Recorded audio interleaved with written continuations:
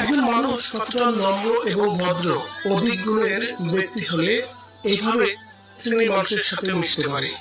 যদিও তারা প্রবাসী, তারা কখনোই নিম্ন শ্রেণীর মানুষ নয়, কিন্তু একজন অভিনেতা হয়ে তার পর্যায়ের মানুষের সাথে কতটা সুন্দরভাবে আলিঙ্গন করছে মুশফিকা ফারহান।